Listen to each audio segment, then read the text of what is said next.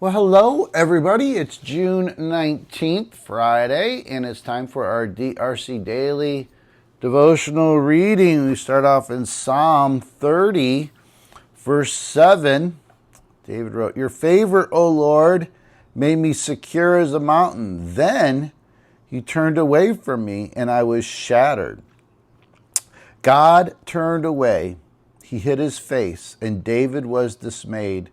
This psalm of dedication for a temple that hasn't even been built yet is full of joy and gratitude for God's goodness. But one line interrupts the joy with an absentee God and a shattered hope.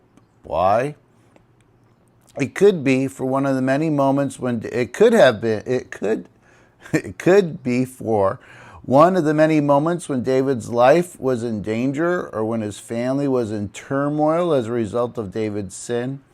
That would give us a tidy explanation of God's seemingly absence. He only appeared absent because of the crisis, or he righteously punished his servant's misdeeds. But David doesn't point out any particular circumstances. In fact, he almost seems to fit the absence of God into the natural flow of life. I underline that.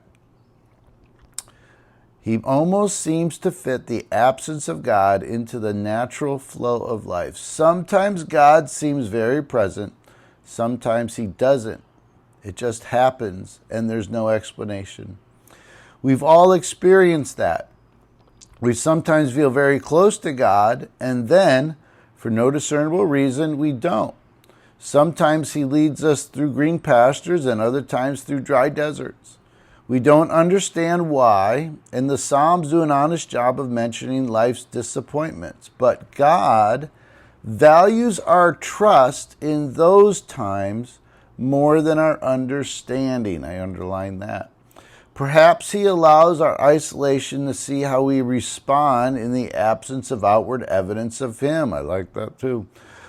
Will we believe and hope or doubt and despair? Whatever the reason, God can hide his face and we're dismayed. The good news is that dry times don't end that way. Mourning is turned into dancing, verse 11 from Psalm 30. But when life includes seasons of longing for a God who seems strangely silent, sandwich your lament in the middle of your life's psalm of praise. Don't get stuck in the middle of the story. I should have underlined that. God turns disappointments into joy. So here's the prayer.